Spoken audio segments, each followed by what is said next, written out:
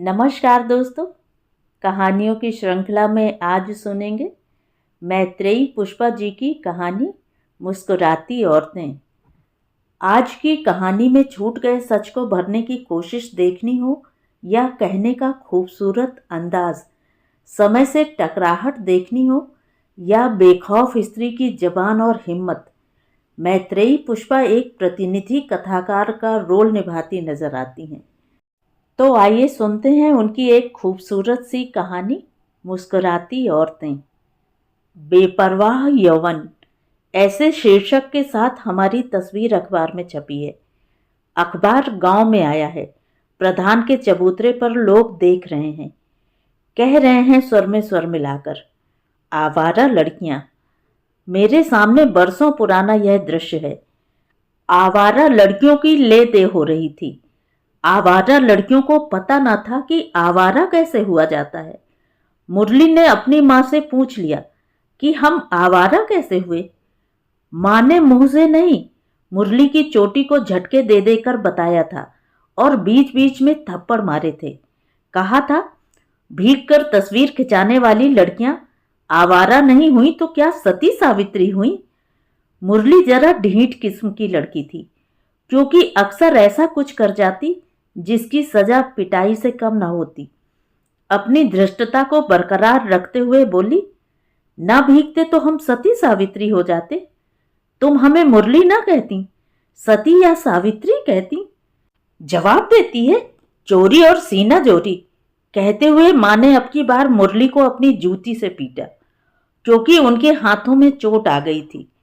मुरली के सिर से किसी का हाथ टकराए और जख्मी ना हो, ऐसा कैसे हो सकता है। अम्मा, सलोनी और चंदा भी तो भीगी थी। बरसात हो तो गांव में कौन नहीं भीग जाता। सबके पास तो छाता होता नहीं है, फिर लड़कियों को तो छाता मिलता भी नहीं। मुरली मार खाकर रोई नहीं, बहस करने लगी। मां ने अब की बार अपने माथे पर हथेली मारी। विलाप के स्वर में बोली, करम जली, तू भैया का छाता ले लेती। बहुत होता मेरा लाल भीगता चला आता। ज्यादा से ज्यादा होता उसे जुकाम हो जाता, बुखार आ जाता। पर तेरी बदनामी तो अखबार के जरिए दुनिया जहान में जाएगी। भीग कर फोटो खिंचाई, बाप की मूंछों को आग लगा दी। हाय, जिसकी बेटी बदफैल हो जाए, उससे ज्यादा अभागा कौन। अम्मा ने मुंह पर पल्ला डाल लिया और मुरली अपने खींचे गए बेतरतीब बालों को खोलकर कंघी से सुलझाने लगी। सामने भैया आ गया। 13 साल की मुरली अपनी तंदुरुस्ती में भैया की 15 वर्षीय अवस्था से ज्यादा विकसित, ज्यादा मजबूत और ज्यादा उठान शरीर की थी। भाई से बोली, तू भीगता, तेरी फोटो कोई खींच लेता, अखबार में छाप देता, तू आवारा ना हो जाता। छाता इसीलिए साथ रखता है।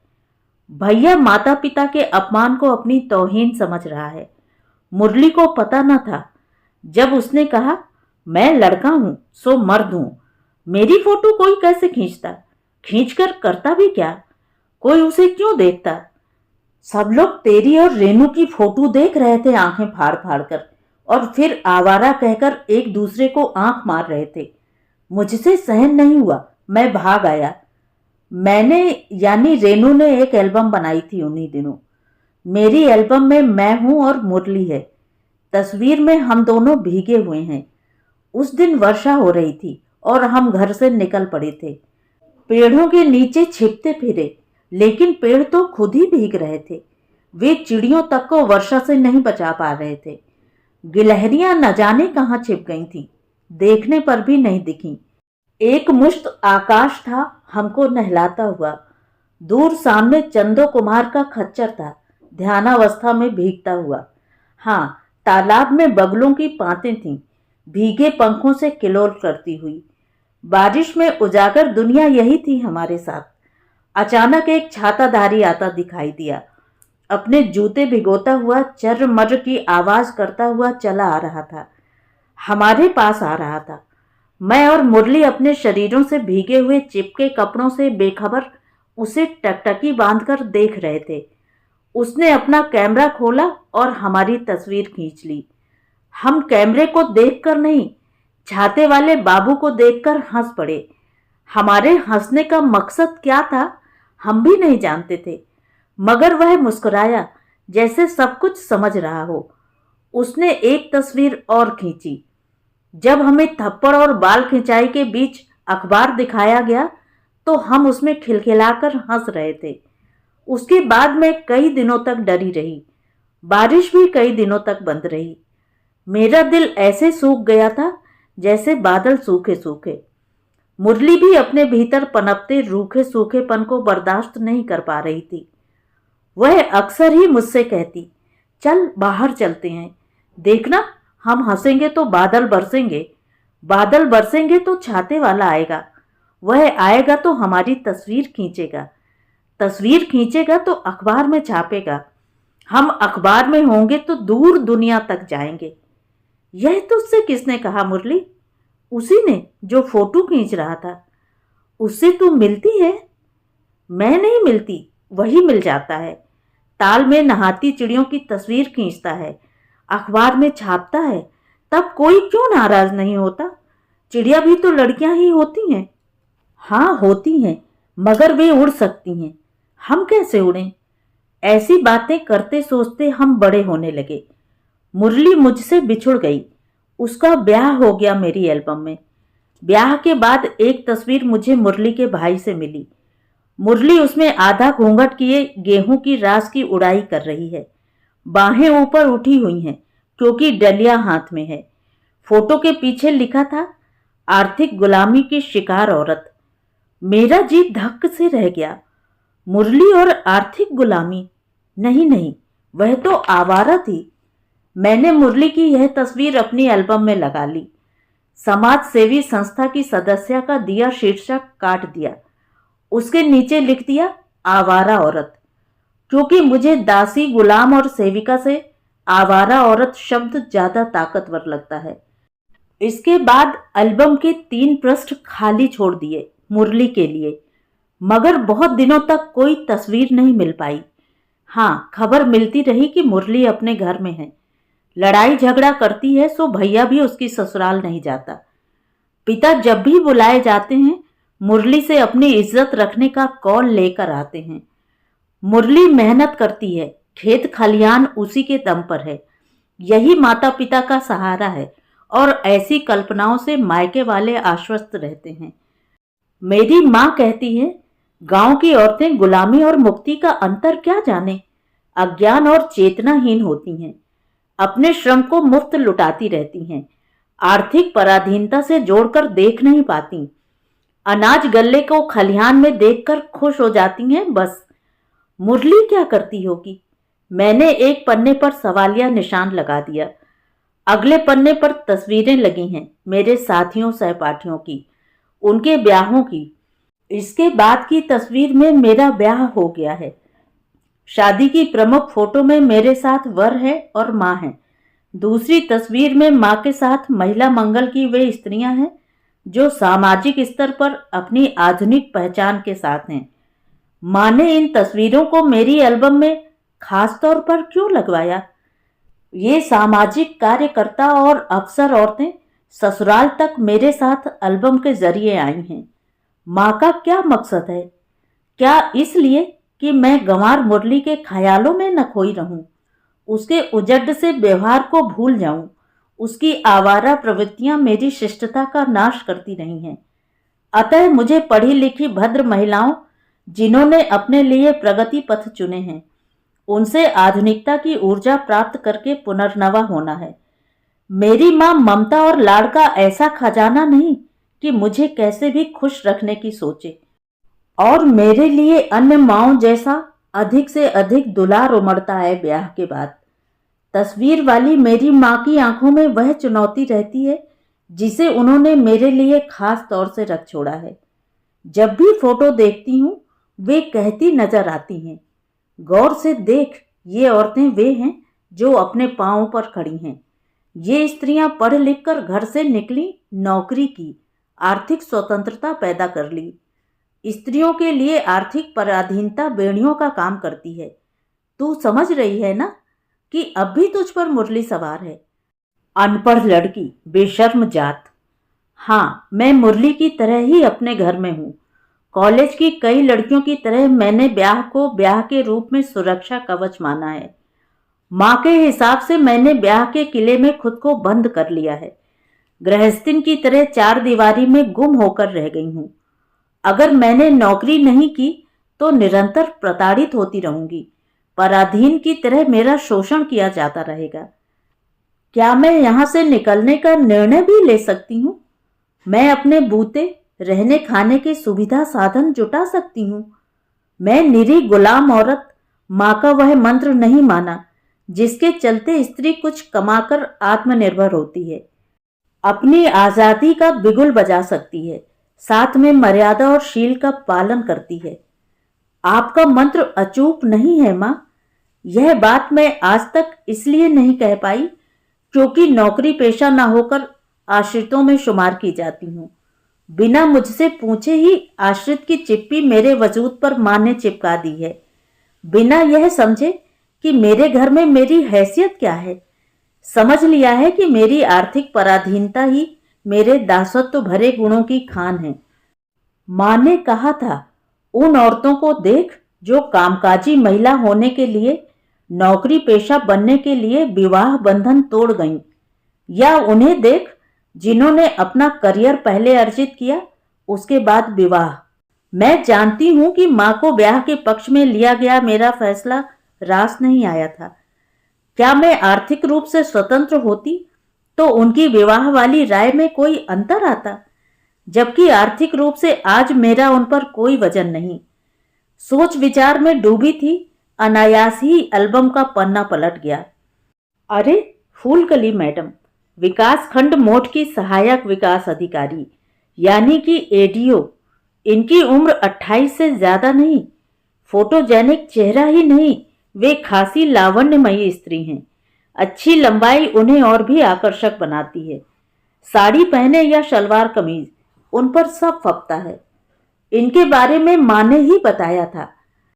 एमए करने के बाद ट्रेनिंग के लिए चुनी गई। नियुक्ति हुई बबीना ब्लॉक में और तबादला होकर आई मोठ ब्लॉक में। योग्यता के बल पर पद नहीं मिलता तो योग्यता किस काम की, माँ ऐसा मानती हैं। पद का आधार ही है कि ब्लॉक के रिहायशी क्वार्टरों में शानदार घर मिला है फूलकली मैडम को, साथ में एक अर्दली भी। ग्रामीण इलाकों में दौरा करना पड़ता है तो जीप भी मिलती है। माँ फूलकली मैडम को आजाद भारत की आदर्श स्त्री के रूप में देखती हैं। आदर्श रूप में खास बात यह भी है कि फूलकली मैडम किसी मजबूरी के कारण घर से नहीं निकली और न लड़की की नस्ल में पैदा हुई लड़की की तरह उन्होंने ब्याह किया। करियर सबसे पहले, आर्थिक आत्मनिर्भरता जन्म सिद्ध अधिकार की तरह हासिल की। ब्याह का क्या, ब्याह भी कर लिया अपनी सुविधा को देखते हुए एक ग्राम सेवक से। मेरी माँ ने उनका यह निर्णय भी जी भर कर सराहा। पुरुष हमी को अब कमजोर मानकर प्रताड़ित नहीं करेगा, ऊंचे स्तर पर ना सही बराबरी से सम्मान देगा। ऐसे फैसलों को देखकर ही तो माँ मुझसे और भी खफा हो जाती हैं, क्योंकि मैंने अपने लिए उनके बताए वरों को नजरअंदाज किया, क्योंकि वे मुझे अयोग्य लगे। माँ खफा हो जाए तब क्या वह माँ नहीं रहती? मैं उनकी बेटी समय समय पर खुद ही उनके पास पहुंच जाती हूँ। माना कि नौकरी के कारण उन्हें मेरे पास बैठने का पर्याप्त समय नहीं मिलता, मगर मैं चाय बनाने और उनके लिए खाना तैयार करने को ही अपना माँ बेटी का निकटतम संबंध मानकर वहां बनी रहती। कपड़े धोना, रसोई की सार संभालकर क्वार्टर को घर बना देना मेरी कला का नमूना माँ के सामने पेश होता, माँ चिढ़ जाती। मुझे नहीं पता था बिटिया कि मैंने तुझे पलोथन पीटने यानी रोटी बनाने के लिए ही पढ़ाया था। तू महाराजिन और कहारिन से ज्यादा क्या है? मुरली की संगत का असर देख लो कि पढ़ी लिखी लड़की की योग्यता पर काली रंगत चढ़ी है। फूलकली मैडम माँ से मिलने आई। हे भगवान, करेला और नीम चढ़ा। माँ मुझे मैडम के नाम की नसीहत दे देकर हलकान कर देंगी। कहीं माँ ने उन्हें खास तौर पर मेरे रहते तो नहीं बुलाया? वे ही मुझे समझाएं, मैं अपने पांव खड़ी हो जाऊं, यहीं ज्वाइन कर लूं अनट्रेंड की तरह। ट्रेनिंग अगले साल हो जाएगी। बच्ची गोद में है तो क्या हुआ, नौकरी वाली औरतों के बच्चे क्या पलते नहीं? फूलकली मैडम, माँ ने उन्हें किन उम्मीद भरी नजरों से देखा है, मैं समझ गई और दहलने लगी। बच्ची को पालने से गोदी में उठा लिया। खाना पीना क्या कि दावत का शानदार नजारा। माँ ने दिल खोल दिया और बेडरूम में उनके लिए नई चादर बिछाकर तकिया लगाकर आराम का बंदोबस्त किया। अधलेटी मुद्रा में फूलकली मैडम माँ से बतियाने लगी। कुसुम बहन, मैं आज यहाँ इसलिए आई कि झांसी आई थी। इलाइट सिनेमा हॉल में बहुत पुरानी फिल्म लगी है, उसी को देखने आई। मैंने पूछ लिया, कौन सी पुरानी फिल्म? साधना, यह कौन सी पिक्चर है? बड़ी अच्छी है। मुझे यह फिल्म अपने हस्बैंड को दिखानी थी खास तौर पर। दिखाई? हाँ दिखाई। कैसी लगी उन्हें? फूलकली मैडम चुप थीं। कुछ ही क्षणों में वे उदास हो गईं और फिर धीरे धीरे अधिक से अधिक उदास। मैडम गुनगुना रही थीं, औरत ने जन्म दिया मर्दों को, मर्दों ने उसे बाजार दिया। जब जी चाहा मसला कुचला, जब ही चाहा दुत्कार दिया। गला भर आया था। आगे की लाइन गाती तब तक आंखें डबडबा आईं। मैडम, यह बहुत रोने वाली पिक्चर है क्या? अपने हस्बैंड के साथ क्यों देखी? फूलकली मैडम अपनी आंखों को रुमाल से दबाए हुए, मगर रुलाई ने ऐसा रूप धारण किया कि उन्होंने अपना मुंह घुटनों में गाड़ लिया। दमे की रोगी की तरह उसासें भरने लगीं। पीठ फपक रही थी। माँ ने उनकी पीठ पर हाथ रखा। मैं अनकहे भय से आक्रांत। पूरे क्वार्टर में मौन शोक गीत सा बजने लगा। माँ कभी कमरे के बाहर जाएं, कभी कमरे के भीतर आएं, मगर कहीं भी रुककर खड़ी न हो पाएं। उनका विश्वास, आश्वस्ति और भरोसेमंदी भूचाल के से झटके झेल रहे हैं, यह चेहरे से जाहिर हो रहा था। क्या माँ फूलकली मैडम का दुख जानती हैं या एकदम नहीं जानती? झटके से क्यों खा रही हैं? बीच बीच में अब सुबकी आ रही थी। फिर भी मैडम ने मुझसे पूछा, बड़े शहरों में नौकरी पेशा स्त्रियों की दशा कैसी है? मेरा खाली खाली चेहरा, रीति रीति नजर, फिर भी कहा, मैडम, नौकरी पेशा औरतों का दर्जा हमसे हर हाल में ऊंचा होगा। वे जब बाहर निकलती हैं, शानदार कपड़ों की ही नहीं, शाही चाल की भी मालकिन होती हैं। हम जैसियों से बातें ही कहाँ करती हैं कि हमें उनकी थाह हो। हमें ऐसे देखती हैं जैसे हम ठलुआ हों। पति की पगार पर पैरासाइट की तरह जीने वाले पति की सेवा करते हुए जीवन बिताते हैं और वे बराबरी की भागीदारी करती साथिन। फूलकली के चेहरे के भाव में कैसे पढ़ूं? फिर भी लगा उनकी आंखों में विचित्र सी दुनिया फैली है। नजरों में आंधी सी उठती है जिसके झोंकों से खुद ही हिल जाती हैं और टूटी हुई डाल सी तकिए पर गिर जाती हैं। माँ ने मेरे लिए धरती पर चटाई डाल दी। बच्ची के शूशु पॉटी का डर था। खुद भी पटरा डालकर बैठ गईं, क्योंकि फूलकली मैडम ने उन्हें हाथ पकड़कर अपने पास बिठाना चाहा था। चुप्पी के गहन सन्नाटे के बाद वे नाक साफ करने बाहर चली गईं। पानी से मुंह धोकर तरोताजा सी हुई। माँ से कहने लगी, कुसुम बहन, मुझे नहीं पता था कि शादी की शर्तें पत्थर पर खुदी लकीरों की तरह होती हैं। उन लकीरों को कौन मिटा सकता है जबकि अपना भविष्य ही पत्थर हो गया हो। कुसुम बहन, यह तो ब्याह के बाद ही पता चलता है कि पति को जीवन साथी कहना कितना बड़ा झूठ है। शादी के बाद किसी भी लड़की को नया जन्म मिलता है। जीवन उसको अपनी तरह नहीं, दूसरों की इच्छा से ढालना होता है। आप ऐसा कह रही हैं तो फिर आम औरत? माँ ने पूछा। आम औरत जो पति पर आर्थिक रूप से निर्भर है, कम से कम अपनी खुददारी का भ्रम तो नहीं पालती। वह सहयोग चाहे न चाहे सेवा करती जाती है, इसी काम को अपना जीवन मानती है। मैडम की बात पर मुझे मुरली याद आई। मुरली केवल पति सेवा करके रोटी कपड़ा और सिर पर छत पा गई होगी, इसी में संतुष्ट। माँ ऐसे जीवन को धिक्कार की नजर से देखती हैं, और मुझे भी, जबकि मैं पति को साधना फिल्म विशेष रूप से दिखाने कभी नहीं लाई। हो सकता है अज्ञान ही हमारा कवच हो। फूलकली मैडम कह रही थी, नौकरी करके रुपए कमाने और धन को घर लाने का यह मतलब नहीं कुसुम बहन कि पति तुम्हें गैर मर्दों से मिलने जुलने की सहमति दे देगा, उनके साथ मीटिंग में जाने देगा या रूरल टूरों पर जाने से पहले हंगामा नहीं करेगा। एक चौकन्नी निगाह का घेरा मेरे इर्द गिर्द रहता है और जब मैं टूर से थकी हारी लौटती हूँ, पति की आंखों में फांकें पड़ी होती हैं। भाषा में व्यंग, गालियां और कटीले ताने। किस यार के संग रात बिताई? क्या कह रहे हो? ऐसा बोलते हुए शर्म नहीं आती? शर्म? रंडी होकर हमें शर्म सिखा रही है। एक रात अकेले क्या रहे? दिमाग खराब हो गया? तेरी छिनाल की साली जुबान लड़ाती है। 4 पैसे क्या ले आई, कायदा भूल गई, कहकर कमर की बेल्ट खोलने लगे। ऐसी मारपीट कि चेहरे पर नीले काले निशानों को लेकर ऑफिस कैसे जाऊं तो अपनी चोटों को कैसे छिपाऊं? नहीं छिपे तो उनके बारे में क्या बताऊं? कटी ठोड़ी, सूजी हुई नाक, खून में लिपटे दांत। कुसुम बहन, ये सजाएं मेरे रूरल टूरों पर उतरती हैं, जिनका ब्यौरा मैं किसी को क्या दूं?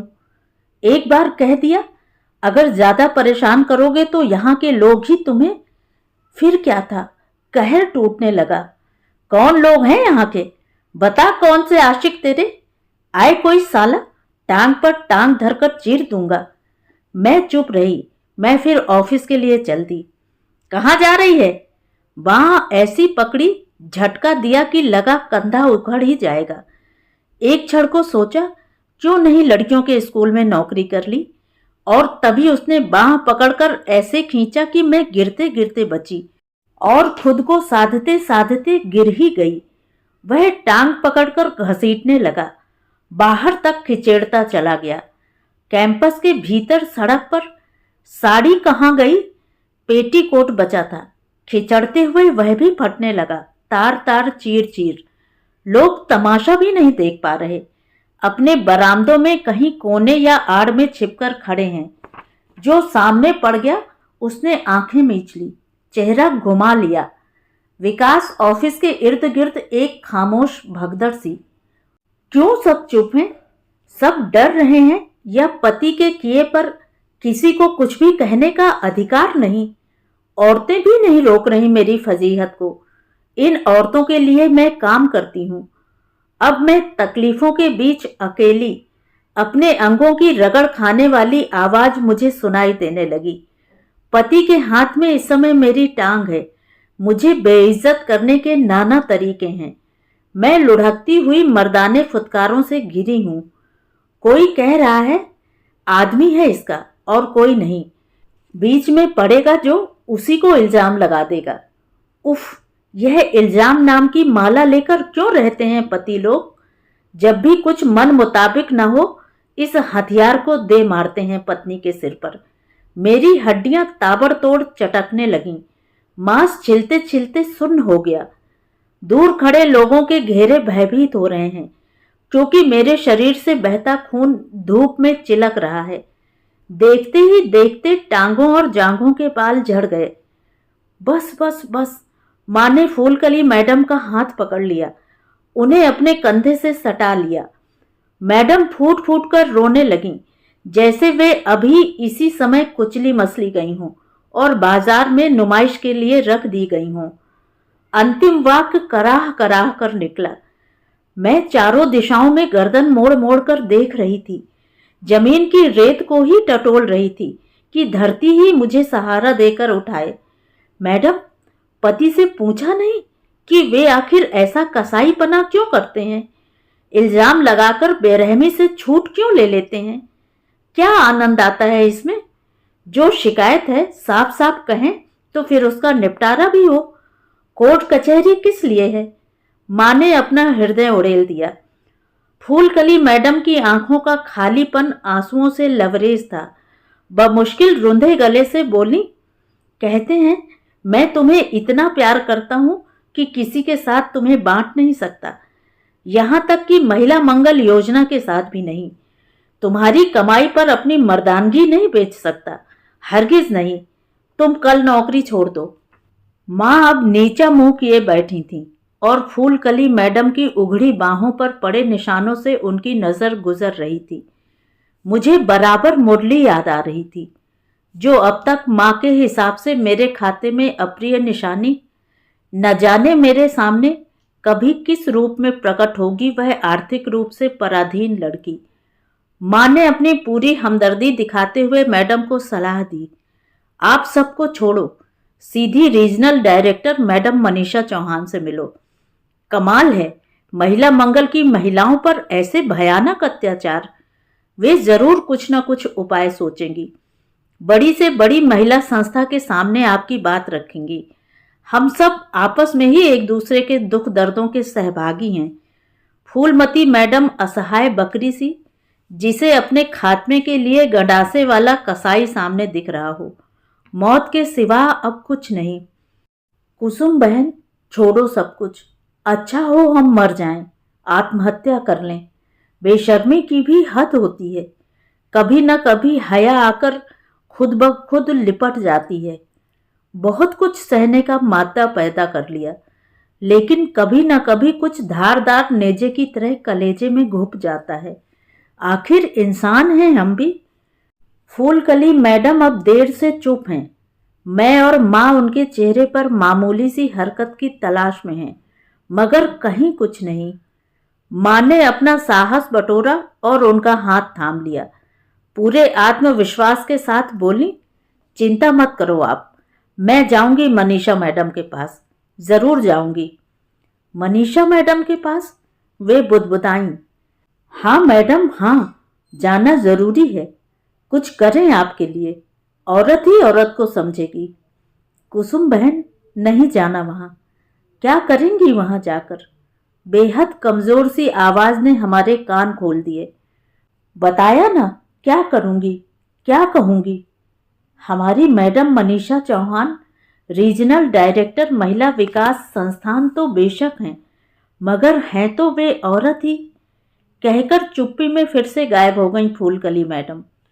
सब चुप थे, अपने भीतर गुम, कहीं अपनी ही परतें चाहते हुए। मैं उन परतों में मुरली को खोज रही थी। वह भी ऐसे ही कुटपिट रही होगी। मैं अपनी एल्बम के पन्ने जल्दी जल्दी पलटने लगती हूँ। एक पृष्ठ पर मुरली अपने 2 बच्चों के साथ खड़ी है। छोटे बच्चों के कंधों पर नन्हे नन्हे स्कूल बैग हैं। इस फोटो को देते हुए उसके भाई ने मुझसे कहा था, मुरली ने खास तौर पर तस्वीर तुम्हारे लिए भेजी है। कहा है कि रेनू शहर में ब्याही है, अच्छी तरह रहती होगी। मैं भी यहाँ खेती किसानी में रमी हूँ। नदी, तालाब और बाग से अभी भी ऐसा ही नाता है जैसा बचपन में था। हवा और बादलों की तासीर और रुख पहचानना और ज्यादा आ गया है। मेरा ध्यान अचानक टूटा, क्योंकि फूलकली मैडम भयानक सी हंसी हंस रही हैं। क्या मेरा और मुरली का मौन वार्तालाप सुन लिया मैडम ने? मुरली के ज्ञान रूपी अज्ञान पर हंस रही हैं। शायद उसके आवारा ख्यालों पर हंसी आ गई हो मैडम को। फूलकली मैडम, आपकी हंसी का दुख आपके होठों पर फैल रहा है। अरे, धीरे धीरे यह दुख बढ़ता ही जा रहा है। पूरा चेहरा अपनी गिरफ्त में ले लिया। नीला नीला अवसाद आंखों से झरता हुआ। कुछ बोलना चाहती हैं, संताप मुखर नहीं होने देता। वे प्रयत्न पूर्वक अपनी आवाज को सम करके बोली, कुसुम बहन, अपनी रीजनल डायरेक्टर मनीषा चौहान साधारण औरत नहीं, वे 100 सतियों की सती। पति से लड़ने भिड़ने की सोच भी नहीं पाती। पति ने उनके बाहर आने जाने, शहर से बाहर टूर पर जब कभी ऐतराज किया, उन्होंने छुट्टी ले ली। जाना जरूरी हुआ और पति ने राइफल का मुंह उनकी ओर ताना। वे खड़ी की खड़ी रह गईं। राइफल का फायर पति ने दीवार पर किया, सामने छेद बन गया। ऐसे कई कई छेद। अपनी रीजनल डायरेक्टर योग्यता प्राप्त और क्षमतावान कुशल औरत हैं। जब जब वे घर से बाहर निकलती हैं, चेस्टिटी बेल्ट, लोहे का योनि कवच जिसमें ताला लगाने का प्रावधान रहता है, पहनकर ही निकलती हैं। बेल्ट की चाबी पति को थमाकर आगे बढ़ती हैं। वे जानती हैं आर्थिक स्वतंत्रता की कीमत। माँ हतप्रभ सी उन्हें देख रही थी। मैंने एल्बम एक और सरका दिया। चेस्टिटी बेल्ट मेरा पूरा वजूद कसने लगी हो जैसे। मैं बेचैन विकल। फूलकली मैडम का सर्वांग थरथरा रहा था। माँ ने दहशत के मारे मेरी बाह कसकर पकड़ ली। मैडम अब भयानक रूप में अपना सिर हिला रही थीं। उनके बाल चारों ओर बिखर चुके थे, बिल्कुल ऐसे जैसे उन पर किसी चुड़ैल का साया उतर आया हो या हाथों पांवों में देवी भर आई हो। वे अपनी छाती में बेशुमार मुक्के मारने लगीं और फिर प्रलाप, नहीं जाऊंगी इस कमीने को पिक्चर दिखाने, नहीं जाऊंगी महिला आयोगों के चक्कर लगाने, नहीं खाऊंगी अपने अक्षतशील की कसम, फिर कभी नहीं धरूंगी अपनी हथेलियों पर अंगारे। इतने जोशो खरोश के बाद फिर जैसे सारी ताकत चुक गई हो। धीरे धीरे निढाल होने लगी फूलकली मैडम। आंखें खुद ब खुद बंद हो गईं। बंद पलकों की झिरी कहाँ खुली कि पतनाले बहने लगे। सब कुछ फेल हो गया कुसुम बहन, सब कुछ बेकार व्यर्थ, कहते हुए सारे शब्द आंसुओं में भीग गए। धीरे धीरे फुसफुसा रही थी मैडम। कुसुम बहन अपनी रीजनल डायरेक्टर लोहे की चेस्टिटी बेल्ट पहने रहती हैं। हमें वह हद से ज्यादा कमजोर औरत लगी, हमसे भी ज्यादा। मगर क्यों लगी वह कमजोर? हम सबके सब चेस्टिटी बेल्ट पहने रहते हैं कुसुम बहन, लोहे से भी ज्यादा मजबूत निगाहों की बेल्ट के घेरे में बंधे रहते हैं। मैं, तुम और यह रेनू, सब के सब। इसमें कुंवारी, ब्याही और विधवा के लिए कोई मोहलत रियायत नहीं। यहाँ सारी औरतों को एक ही नियम के नीचे जीवन निर्वाह करना पड़ता है। तुम्हारा पति नहीं है कुसुम बहन, तो परिवार और समाज निगरानी रखता है। रेनू के पति को यहाँ का राई रत्ती पता रहता होगा। वह जहां जहां जाएगी मालिक की आंखें पीछा करेंगी। माँ अब झुंझला गई थी। लग रहा था वे जल्दी ही उनसे पीछा छुड़ाना चाहती हैं। फंदा काटने के लिए कह दिया, फिर आप तो तलाक ले लो। मैडम ने गौर से देखा माँ को। क्या कह रही हो? तलाक? फिर हंसने लगी मैडम। तलाक से हमारा मसला हल हो जाएगा? अरे कुसुम बहन, तलाकशुदा शब्द दूसरा सांप है जो खुद नहीं डसता, लोगों की निगाहों से विष चढ़ाता जाता है कि औरत नीली पड़ती चली जाए। डायवोर्सी एक गाली है कि घबराकर औरत फिर किसी मर्द की खोज में हलकान होने लगती है और शादी उसे जरूरी कवच लगने लगता है। विद्यावती शुक्ला की हालत देखी थी ना? तलाक क्या लिया, मुजरिम हो गईं, चरित्रहीन मानी गईं। अपमान के कोड़ों का दर्द पति की पिटाई से ज्यादा सालता था उन्हें, क्योंकि घर बाहर के सामाजिक समारोहों में वे जहरीली सर्पणी और राक्षसनी के सिवा कुछ नहीं थी। यदि कुछ थी तो इस उस मर्द से फंसी हुई। कुसुम बहन, हम सोशल वर्कर की तरह नहीं, सेक्स वर्कर की तरह देखे जाते हैं। हम जहां भी जाते हैं सेक्स के पैमाने में मापे जाते हैं। बैंक हो, अस्पताल हो, प्रशासनिक विभाग हो, यही नहीं, घर आंगन हो, नाते रिश्तेदारी हो। मैं क्या देख रही हूं? ईश्वर की सुंदरतम कलाकृति। तुम्हारा हाल क्या है? वही जैसी पुरानी औरतें, पराधीन स्त्रियां पुरुषों की काम्या और रमणीया के रूप में अपनी सार्थकता सिद्ध करती थीं। उफ, मैडम का अपना मूल्यांकन भविष्य की आशंकाओं से जकड़ा हुआ है। माँ के पास घबराहट की पूंजी के सिवा कुछ नहीं, और मैडम की आंखों में खामोश लपटों के जलजले, चिंगारी सी चिटकी। ऐसे क्या देख रही हो कुसुम बहन? फैसला तो कुछ ना कुछ लेना ही है। क्यों? चेस्टिटी बेल्ट या तलाक, है ना? अब फूलकली मैडम की आवाज में बेकली से ज्यादा बेकसी थी, और फिर दोनों शब्द चेस्टिटी बेल्ट या तलाक उनके कंठ की लय में समा गए। वे बुदबुदा रही थीं या गा रही थीं। आंखों में अश्लील आतंक सा गिराया। पुतलियों में आसपास तरलता में तैरते लाल नीले डोरे और छाती में घुबड़ती सांसें हिलोरों में हिलने लगीं। इस सब के बावजूद चेहरे पर पीला सा साहस उभरने लगा। मैं तुम्हें बेहद प्यार करता हूं, वह कहता है। क्या वह अलग रहने के नाम पर मरने मारने को उतारू ना हो जाएगा? शायद उसे अपनी तकलीफों का एहसास नहीं, या इतना हृदयहीन हो गया है कि खुद को भी बुदबुदाने वाली मैडम ठंडी सी पड़ने लगी। लगा कि वे अपने सामान्य व्यवहार में लौट आई हैं।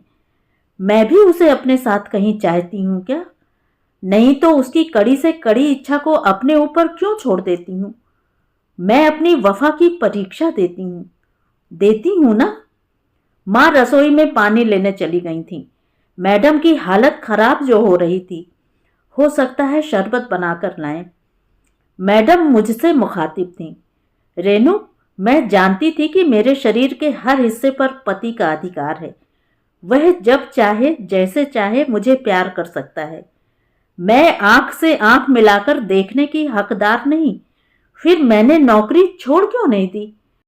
अपनी बातों, अपने सवालों पर प्रतिक्रिया देने वाली भी फूलकली मैडम खुद ही थी, क्योंकि उनकी हालत पर कुछ कहने के लिए मेरे पास असमंजस के सिवा कुछ न था। क्या मैंने खुद से एक पोस्ट नीचे पद वाला पति इसलिए खोजा था कि वह मेरी दिनचर्या पर सवाल न करे? लेकिन रेनू, पति कोई पदवी नहीं होता, एक संस्कार होता है। किसी भी पद पदवी से बहुत बड़ा संस्कार, जड़ और मजबूत। तभी तो आज्ञा पालन में कोताही होते ही संगीन से संगीन सजा देता है। रेनू, मैंने तो यही माना है कि समाज को व्यवस्थित रखने का सेहरा पति के सिर है, तभी वह पहले दिन औरत के पास सेहरा बांध कर आता है। कहकर फूलकली मैडम हंस दी। हंसी जंजीरों से जकड़ी हुई पालतू ढंग की थी। वे फिर खटिया पर तनकर बैठ गईं, लेकिन रीढ़ सीधी कर लेने में किसी विरोध का आभास न था। फिर भी कुछ बोलने के पहले होठों पे बांकपन आया। रेनू, हम भी क्या करें? बड़ा अच्छा लगता है जब घर से बाहर निकलते हैं। लगता है सारे ठप्पे मोहरे फेंक कर खुले में आ गए हैं। बंद फाटक का दरवाजा हमने ही तोड़ा है और हमारी असली शक्ल निकल आई है। जिन लोगों के साथ हम काम करते हैं, उठते बैठते हैं, खाते पीते हैं, वे मित्र हैं, पति नहीं। यही सोचकर मुक्त हो जाते हैं। लेकिन वह क्या है कि हम तब भी पति की छाया अपने आसपास महसूस करते हैं। क्या हम इस मुक्ति को चाहते नहीं? सोचने लगते हैं, दिन भर की दुनिया नकली थी, असल संसार पति का है, जो हमारे ऊपर शासन करता है, क्योंकि वही हमारी चिंता करता है, सावधान करता है। तब हम मान लेते हैं वही हमें बचाएगा भी। यह सब भावना हो या भ्रम, हम समर्पित होते जाते हैं।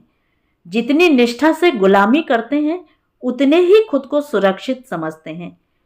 मगर फिर क्या हो जाता है मुझे कि मैं अपनी आस्था से डिगती हूँ। लोगों के बीच आज़ादी के खुशगवार मौसम से गुजरती हूँ। आज बाहर क्या क्या हुआ, इसका ब्यौरा उसे नहीं देती, लेकिन यह सब भी मेरे लिए असहनीय सा कि मैं पति के सामने अपराधिनी की तरह पेश आती हूँ। उसकी तुनक मिजाजी, क्रूरता और नफरत के लिए खुद को हाजिर कर देती हूँ। क्या मैं यह भी मान लेती हूँ कि मेरे पुरुष के पास दिव्य दृष्टि है, उसने सब कुछ देख लिया है, मेरे पापों का अनुमान लगा लेता है वह। सच रेनू, मैं अपने अपराध बोध पर संगीन से संगीन सजा पाती हूँ। जैसे घर के बाहर जाने वाले इस तनमन का इलाज ताड़ना प्रताड़ना ही हो। कहने वाली मैडम गहरे सांसों से गुजर गईं। फिर भी मैं अपना फैसला लूंगी। औरत कमाए और काम आए, हर हाल में पति का फैसला यही होगा। तो मेरा निर्णय क्या होगा? थकावट ने उनकी आंखों को ढक लिया। वे लेट गईं। सुस्त और ढीला शरीर था, धीरे धीरे बेहरकत सा, नस नस में कोई नशा उतर गया हो जैसे। माँ ने अभी शरबत पिलाया था, नशीली गोली साथ ही दे दी क्या? लेकिन माँ कह रही थी, इनको सोने दें तो अच्छा है। अपने दुख दर्दों से बेहाल हो गई, सो बेहोश सी। होश में होती हैं, क्या क्या करने की नहीं कहती। तड़पती ऐसे हैं जैसे ज्वालामुखी पर बैठी हूं। पर रेनू, ज्वालामुखी भी ठंडा हो ही जाता है ना। मैडम 1 घंटे बाद उठी। उठकर अपने सलवार कमीज ठीक किए, दुपट्टा करीने से ओढ़ा, मुंह धोया, बाल संवारे, तांबिया चेहरा पाउडर से जरा उजला किया। वे ऊबड़ खाबड़ रास्ता पार करके आई हिरनी सी नरम घास वाले मैदान पर उतर गई हैं। भटकने की भीषण दशा में विश्रांति सी थी। वे हल्के से मुस्कुराईं। बड़ी खूबसूरत लगी मुझे। फिर वे मुझे समझाने लगीं, असल में हमारी तमन्नाएं हमें तबाह कर डालती हैं। सपने हैं कि जाल जंजाल की तरह चिपट जाते हैं और हम पति की दुनिया को भूलने लगते हैं, बस बेवफा दिखाई देते हैं। छूटों की भी एक हद होती है ना। आज के लिए माफ करना रेनू, पूरा दिन खराब हो गया। मैं चकित सी। क्या मैडम अपनी छोटी छोटी आजादियों के लिए पश्चाताप कर रही हैं? पति से मिली यातना जायज लग रही है, सो खुद को अपराधिनी मानकर प्रायश्चित पर आ गईं। मां की रोल मॉडल फूलकली मैडम और रीजनल डायरेक्टर मनीषा चौहान चेतना संपन्न और आत्मनिर्भर औरतों की मिसालों की तरह अपूर्व रही हैं, मगर आज ये शारीरिक और मानसिक अपमान को सहने वाली औरत की पारंपरिक छवि की पुतली हैं। नहीं तो फूलकली मैडम क्यों कहती? पति अपनी बेरहम सूरत और कट्टर स्वभाव के साथ हमसे पेश न आए तो उसे पौरुषपूर्ण पुरुष कौन मानेगा? ऑफिस के मर्द ही हमें निकल जाएंगे। कुसुम बहन, मर्द मर्द से ही खौफ खाता है। मेरी एल्बम, जिसका नामकरण शुरुआत में ही मैंने अपनी सखी के नाम पर मुरली किया था, और इसी नाम की सार्थकता में मैंने इसे ऐसी स्त्री छवियों का खजाना बनाना चाहा था जो स्वतंत्र व्यक्तित्व और मुक्ति की चाहना करने वाली हों। मां ने भी कर्मठ, संघर्षशील और खुददार औरतों की तस्वीरें मेरी एल्बम के लिए जुटा दी थीं। आज सोचती हूँ, विधायक, सांसद और मंत्री, इनके अलावा सिविल सेवा, पुलिस प्रशासन तथा एथलीट, निशानेबाजी, तैराकी, कला, साहित्य और समाजकर्मी स्त्रियों की सिरमौर छवियां जो मेरी एल्बम में समाहित हैं, इनमें से कितनी मुरली के साहस, उसकी गतिशीलता भरी हट से समानता रखती हैं और कितनी अपने स्व को मारकर सामंती समाज में प्रचलित स्त्री के लिए यातना को पति के हक का हिस्सा मानती हैं। मुझे इसकी गहरे जाकर पड़ताल करनी होगी, नहीं तो मां समझेंगी मैं उनके विभाग की स्त्रियों का मखौल उड़ा रही हूं। मां ने मेरी एल्बम को घूरा और फिर कहने लगी, क्यों लगी रहती है यहां वहां से तस्वीरें इकट्ठी करने में? न तुझे ईश्वर से कोई वास्ता, न देवी देवताओं की मूर्तियों को पूजना। तेरी एल्बम में गांधी जी और जवाहरलाल जैसे महापुरुषों की तस्वीरें नहीं, इंदिरा गांधी की फोटो लगाती तो हम भी समझते कि तू कहां कहां की औरतें जोड़ ली हैं। मां चिढ़ रही हैं। क्यों चिढ़ रही हैं? फूलकली मैडम ने मां के भीतर अपनी स्वतंत्र छवि का ढांचा तोड़ दिया।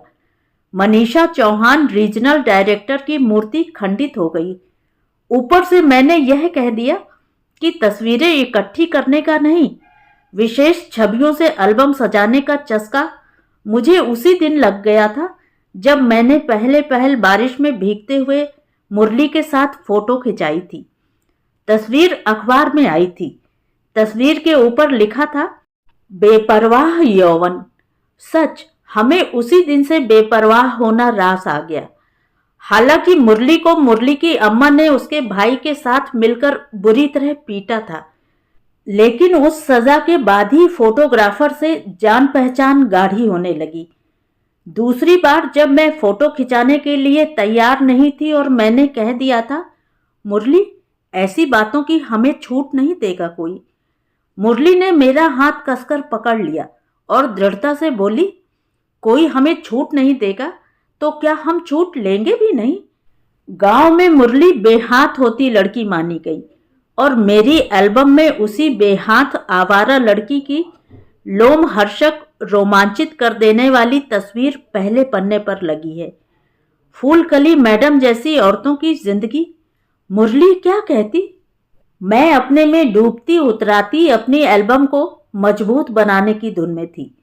अखबारों और टेलीविजन में, इंटरनेट की वेबसाइट पर औरतों के कितने कितने कीमती नाम, मगर वे कीमती औरतें कितनी साहसी होंगी, उनमें कितनी सलाहियत होगी। मैं भटक भटक जाती हूँ। दुविधा भरे दिन, असमंजस की घड़ियां। कागज पलटते हुए एक कविता हाथ लग गई। किसने लिखी? किसी स्त्री ने? हाँ, यह कविता मेजर सरोजा कुमारी शूटर के नाम, कवि पवन करण की यह रचना। जैसे ही खबर बताई गई तुमने जीत लिया है सोना, भीतर सुलगता यकाएक ईर्ष्या से धधक उठा था वह। तुमसे दूर अपनी शिराओं में तुम्हारी उपस्थिति महसूस करते हुए जुट गया था वह करने उत्पात। सफलता पर तुम्हारी नाचने की खुशी में उतर आया नष्ट करने वह स्मृतियां। सरोजा कुमारी, तुम्हारी बातों से लगता है तुम मंगलसूत्र और गोल्ड मेडल एक साथ पहने रहना चाहती हो। और गोल्ड मेडल है कि बार बार ढक लेता है मंगलसूत्र को, वही नहीं होता उससे सहन, क्योंकि गोल्ड मेडल तुमने खुद जीता है और मंगलसूत्र तुम्हें पहनाया गया है। मैं तुमसे कहता हूं, मेलबर्न से लौटो तो तुम्हारा निशाना अब वह सवर्ण छाती हो जो कहलाती है पुरुष। तुम ऐसा कर सकती हो, तुम्हें निशाना भी आता है साधना। तुम्हारे हाथ में पिस्टल भी है और गले में झूलता हुआ गोल्ड मेडल। मेरी एल्बम किसी तस्वीर की जगह यह कविता होगी तुम्हारे भीतर, समर्पित होगी उन औरतों को जो नहीं जानती पिस्टल क्या होती है, लक्ष्य क्या होता है। तो ये थी कहानी। कहानी आपको कैसी लगी कमेंट करके ज़रूर बताएं। और अगर मेरे द्वारा सुनाई हुई कहानियाँ आपको अच्छी लगती हैं और आप मेरे चैनल पर पहली बार आए हैं तो मेरे चैनल को सब्सक्राइब ज़रूर करें, लाइक करें और अपने दोस्तों और परिचितों में शेयर भी करें। बेल आइकन दबाना बिल्कुल भी ना भूलें। धन्यवाद।